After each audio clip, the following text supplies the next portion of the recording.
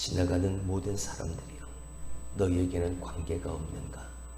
나의 고통과 같은 고통이 있는가 볼지어다.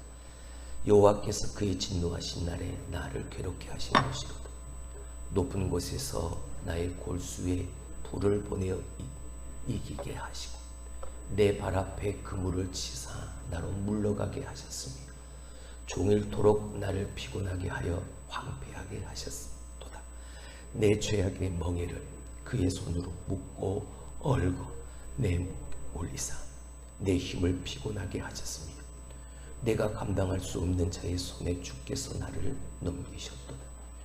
주께서 내 영토 안 나의 모든 용사들을 없는 것 같이 여기시고 성회를 모아 내 청년들을 부수신 처녀딸 유다를 내 주께서 수틀에 밟으셨도다. 이로 말미암아 내가 우니 내 눈에 눈물이 물같이 흘러내리며 나를 위로하여 내 생명을 회복시켜 줄 자가 멀리 떠났으리로다. 원수들이 이김에 내 자녀들이 외롭도다. 시온이 두 손을 폈으나 그를 위로할 자가 없도다. 여호와께서 야곱의 사방에 있는 자들에게 명령하여 야곱의 대적들이 되게 하셨으니 예루살렘은 그들 가운데 있는 불결한 자가 되었도다. 살면서 힘든 일을 당할 때가 있습니다. 그럼에도 불구하고 그 어렵고 힘든 일을 이겨낼 수 있는 이유는 그 삶의 과정에서 내게 나타내 보여주시는 위로가 있기 때문인 것이죠. 사람들을 통한 위로가 있고 무엇보다 하나님의 나를 위한 하나님의 위로하심이 있기 때문에 견뎌내고 이겨내는 그 힘든 상황, 고통스러운 상황을 말해요. 예레미야가 웁니다. 무엇 때문에 울었습니까? 지난 1장 1절부터 11절까지 저 예루살렘의 멸망, 저 비참함, 저 처참함, 저 암담한 현실 속에서 예레미야는 눈물을 흘렸죠. 마치 제3자처럼 나는 상관없는 것처럼 저 상황을 놓고 저 예루살렘의 지금의 저 암담한 현실 속에서 예레미야는 눈물을 흘려 기도했습니다. 근데 오늘 예레미야는 오늘도 눈물을 흘립니다. 근데 이 11절까지 제3자적 관점에서 보았던 예루살렘이 아니라 이제는 그 예루살렘이 당하는 그 고난과 어려움과 힘듦이 내 상황이 되어지고 내 삶이 되어지고 내 것이 되어져서 그래서 오늘도 예레미야는 눈물을 흘려 하나님 앞에 오는 겁니다. 하나님의 위로하심을 바라고서 말이죠. 죄로 인해서 하나님의 진노하시는 하나님의 그 심판이 임하게 될 때는 여러분 자꾸만 나는 고립되어져 갈 수밖에 없습니다. 외로울 수밖에 없습니다. 왜요? 하나님이 진노하셔서 하나님이 내리시는 심판에는 위로가 없기 때문이죠. 하나님의 위로는 말할 것도 없고 사람들로부터의 위로도 없게 되어집니다. 철저한 고립 속에서 메말라가는 심령이 되어지는 거죠. 하나님이 막으시기 때문인 겁니다. 여러분, 우리가 하나님이 진노하셔서 하나님이 내리시는 심판이 두려운 이유가 무엇입니까? 바로 이것 때문인 거죠. 심판이 임하면 그 결말은 참혹할 수밖에 없으니까요. 예레미야는 지금까지 저 예루살렘의 참담한 속에서 눈물을 흘리며 하나님을 노래했지만 오늘 이 12절부터는 자기 자신의 모습을 보면서 하나님 앞에 눈물을 흘립니다. 지나가는 사람을 붙잡고 내가 얼마나 큰 고통을 겪고 있는지, 얼마나 큰 아픔을 겪고 있는지, 나와 같은 고통이 너에게는 없는가 한번 보라고 지나가는 사람들을 붙잡고 말하라. 자, 12절의 말씀을 봅니다. 지나가는 모든 사람들이여, 너희에게는 관계가 없는가? 나의 고통과 같은 고통이 있는가 볼지. 여호와께서 그의 진노하신 날에 나를 괴롭게 하시는 것이로다. 오늘 예레미야의 고통이 무엇입니까? 이렇게 큰 고통을 지금 경험하고 있는 이유가 무엇입니까? 예레미야의 개인적인 삶 때문의 문제가 그 문제가 아닙니다. 저 예루살렘 때문이지 않습니까? 예루살렘이 바벨론의 멸망에서 포로로 끌려가고 있는 지금 이 상황. 돌 위에 돌 하나도 남지 않고 다 무너져버린 이 참담한 현실. 하나님의 나라, 하나님의 백성, 하나님이 세우신 공동체가 이렇게 무너져 가고 있음을 보고 예레미야는 눈물을 흘렸던 거죠. 예레미야가 지금 저 예루살렘을 보고 저 예루살렘의 고통이 나의 고통이 되어지고 나의 슬픔이 되어지고 나의 아픔이 되어지고, 이보시오, 당신에게는 이러한 고통이 없습니까? 지금 이 상황이, 예루살렘이 이렇게 멸망을 당한 이 아픔과 이 상처가 여러분에게는 없습니까? 여러분에게는 아무 관계가 없는 것 같습니까? 나와는 상관없는 것 같습니까? 하나님의 나라가 이렇게 무너져 가고 있는, 하나님이 세우신 공동체가 이렇게 힘겹고 여러분과는 상관없는 것처럼 느껴지니, 내게 있는 이 고통이 당신에게는 없는가 한번 들여다보시오. 하나님께서 진노하신 이날에 나를 괴롭게 하신 이 괴로움이 당신에게는 없는가? 사회생활, 세상에서의 삶은 그럴 수 있습니다. 세상에서의 삶은 어떻게 해서든 내가 잘 돼야 되고 내가 더 많이 가져가야 되니까 다른 사람들의 상황은 내 안중에 없어도 됩니다. 그 사람을 밟고 일어서야 그게 세상에서의 삶이니까. 그런데 여러분, 우리는 세상 사람처럼 살지 않습니다. 우리는 하나님을 믿고 예수님을 믿는 사람들이라 오늘도 그렇게 말하고 그렇게 사는 사람들이지 않습니까? 그러면 그들의 사는 방식과는 달라야지요. 하나님이 세우신 공동체가, 이 공동체가 겪고 있는, 교회가 가지고 있는 아픔과 힘듦과 어려움이 자꾸만 다른 사람의 이야기로만 치부되어지서는 안 돼요. 나와는 상관, 내가 아픔을 겪는 게 아니고 내가 어려운 게 아니고 내가 힘든 게 아니니까. 하나님이 세우신 공동체 안에 하나님이 함께하라고 보내신 하나님의 지체들, 하나님의 나라, 하나님의 공동체, 하나님의 교회를 늘 가슴에 품고 살아야 여기를 가도 저기를 가도 어디를 가도 어디 있어도 하나님의 교회가 보이고 하나님의 교회가 기억나고 하나님이 세우신 그 공동체에 내가 마음을 다하고 힘을 다하고 뜻을, 예레미야처럼 자기와는 상관없잖아요.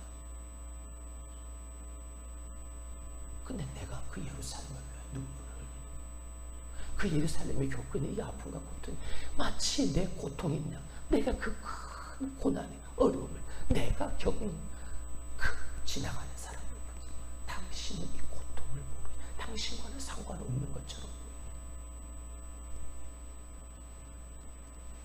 예레미야가 겪고 있는 이 고통은 하나님이 직접 내리신 고통이요, 고난이요, 심판이요. 하나님은 절대 죄를 묵과하시는 분이 아니십니다.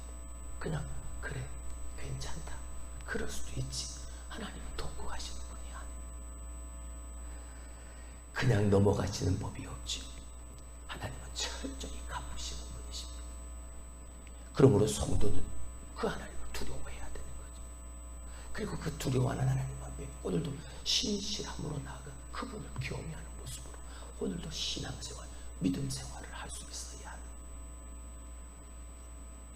우리도 예배가 아닙니다. 하나님의 자녀된 우리가 오히려 더욱더 하나님의 자녀를 더 신실하게 하시는, 그리고 그 신실하심을 위해 하나님이 징계하시는 그 하나님을 오히려 더욱더 경외할 수 있는, 두려워할 수 있는 하나님의 자녀된 우리들의 삶이어야 하는 것이죠.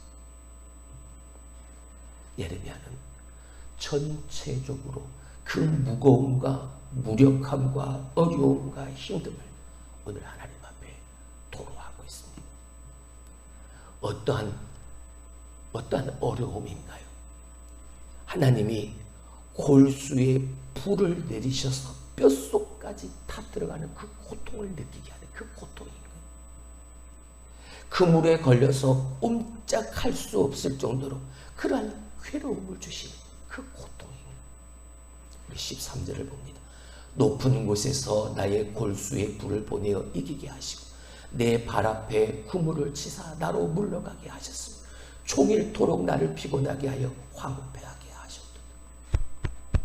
저 예루살렘이 황폐하며 저 예루살렘이 불타고 있으며 저 예루살렘에 꼼짝달싹할 수 없는 오늘의 이 상황, 자기 자신의 상황이 되어진 나의 골수에 불이 타서 그 뜨거운 그 괴로움을 내가 느끼는 것이고 저 그물에 걸려서 꼼짝달싹 할 수 없는 그러한 저 예루살렘의 모습이 오늘 나의 그 괴로움으로 힘듦으로 느껴지는,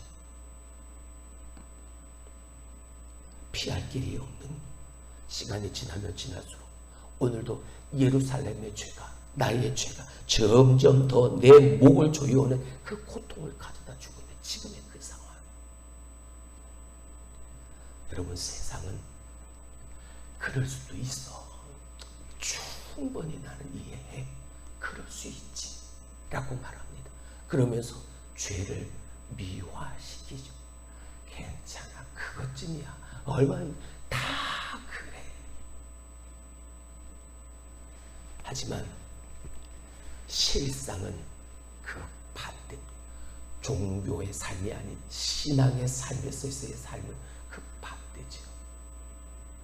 죄의 결과는 오히려 더 참혹함에 이르게 되어지니까 세상은 덮으려고 하고 감추려고 하지만 하나님 안에서의 죄는 낱낱이 드러날 수밖에 없으니까 드러난 죄 때문에 참혹할 수밖에 없게 되어집니다.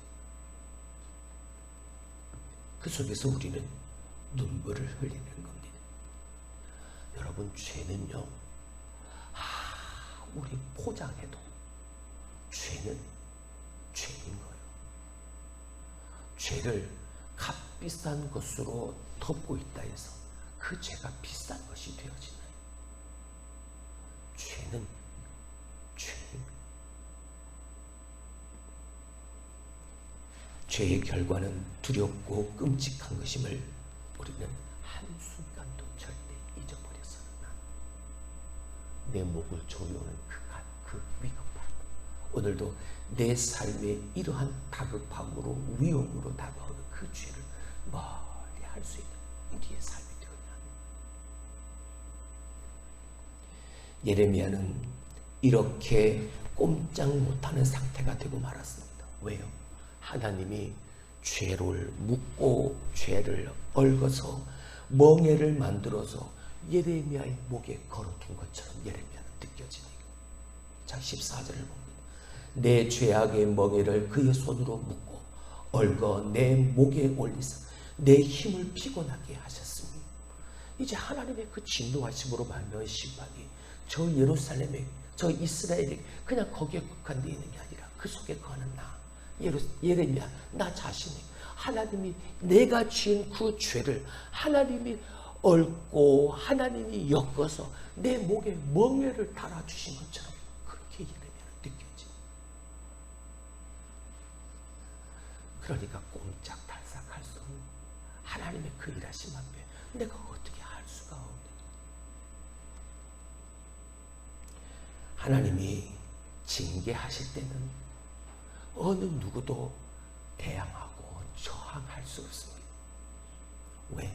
하나님은 내가 가지고 있는 모든 것들을 다 무용지물로 만들어 가시니까, 내가 가지고 있는 힘 있는 군대마저도 무용지물로 만들어 가 버리시니, 내가 가진 힘으로, 내가 가진 능력으로 얼마든지 할 수 있을 것 같은데 하나님은 다 무용지물로 만들어 버리시니.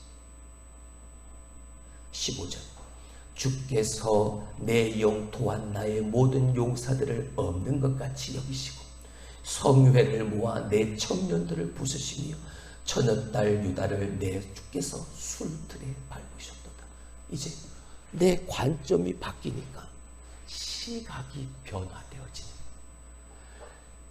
예루살렘을 통한 저 하나님의 심판이 내게 이어지고 내게 당한 이야기로 들려져 나를 바라보게 되어지니까 나와 관계되어진 내 주변에 있는 사람들에게도 그 시각이 더 넓혀지는, 하나님이 내게 멍에를 메어서 꼼짝달싹 못하게 만들었던 그 죄로 말미암아 저 청년들이 그리고 저 딸들이, 나의 자녀들이 그 죄로 말미암아 겪게 되어질 고통과 고난, 어려움, 이어지게 되어지는 것이 보여지는. 여러분, 하나님의 심판이 만약 우리 가운데 임하게 되어질 때, 여러분, 우리는 우리의 힘으로 무엇을 의지할 수 있을까요? 아무것도 의지할 수 없고, 내가 가지고 있는 힘, 군대도 의지할 수 없고, 내 주변에 있는 사람들도 의지할 수 없고, 그저 내 눈에서 눈물만 흐를 뿐. 16절. 이로 말미암아 내가 우니 내 눈에 눈물이 물같이 흘러내리며 나를 위로하여 내 생명을 회복시켜 줄 자가 멀리 떠났습니다. 아무도 없는 것.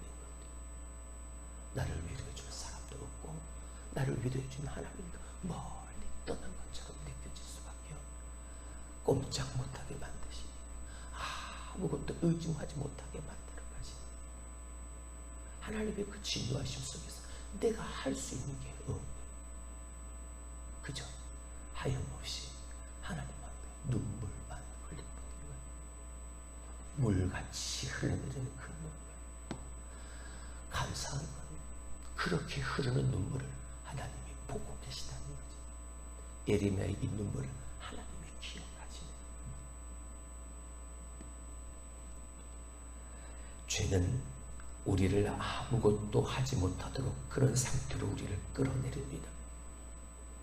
그 상태에서 어떠한 도움도 어떠한 위로도 받지 못하도록 우리를 철저하게 고립시켜가도록 하나님은 만드시네. 자, 그럼 그런 하나님의 의도는 뭘까요? 그 속에서 네가 바라봐야 할 것, 네가 의지해야 될 것, 하나님임을 다시 한번 각인시키시는 거죠. 오늘 예레미야의 눈물이 어떤 눈물이겠습니까? 오늘 그가 말하고 있는 이 고통과 고난으로 말미암아 힘들어서 흘리는 눈물일까요? 그 하나님을 의뢰하고 그 하나님을 신뢰하고 그 하나님을 붙들기 위한 신앙의 뜨거운 눈물입니다.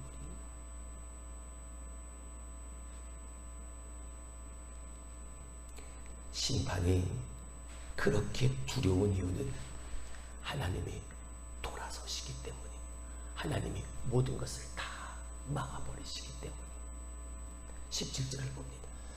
시온이 두 손을 폈으나 그를 위로할 자가 없도다. 여호와께서 야곱의 사방에 있는 자들에게 명령하여 야곱의 대적들이 되게 하셨으니 예루살렘은 그들 가운데 있는 불결한 자가 되었도다. 여러분, 불결한 자는 공의 모임에 참석할 수도 없습니다. 그들은 외딴 곳으로 떨어져 격리되어져 살았어야 하죠. 철저한 외로움을 겪을 수밖에 없는 사람. 근데 지금 예루살렘이 그렇게 불결한 자가 되었다고. 왜? 하나님이 다 막으셨기 때문이라고요. 하나님이 야곱의 사방에 있는 자들에게 명령하여 야곱의 대적들이 되게 하셨다. 하나님이 이스라엘의 주변에 있는 사람들을 다 막으셔서 그들을 이스라엘의 대적이 되게 하셨습니다. 불결한 자처럼 외딴 곳에 그냥 홀로 떨어져 있는 불결한 자처럼 그렇게 살고 있는, 그렇게 되어져 버린 지금의 이 이스라엘의 모습, 이 예루살렘의 모습, 예레미야는 마치 자신의 모습처럼, 자신의 일처럼, 내가 당하는 고난과 아픔처럼 그렇게 생각하고 하나님 앞에 눈물을 흘리고 있는, 죄가 그런 겁니다. 죄가 그렇게 갈라놓는 거죠. 하나님과 나 사이를, 우리 사이를 갈라놓는, 등 돌리게 하는 거죠. 죄는 어떠한 것으로도 미화될 수 없는 본질을 가지고 있습니다. 그 죄의 본질이 뭡니까? 파괴되는 거죠. 철저하게 무너뜨리는 거죠. 하나님과의 관계를 비롯한 모든 관계가 다 단절되고 맙니다. 철저한 외로움, 고립될 수밖에 없도록 만들어가는 것이 죄. 그래서 죄에 빠지면 고립되어지는 것이고 누구에게서도 위로를 받을 수 없는, 자, 그 자리에서 눈물을 흘리며 하나님을 찾고 하나님의 도움에서 긍휼히 여기시는 하나님의 은혜를 구해야 하는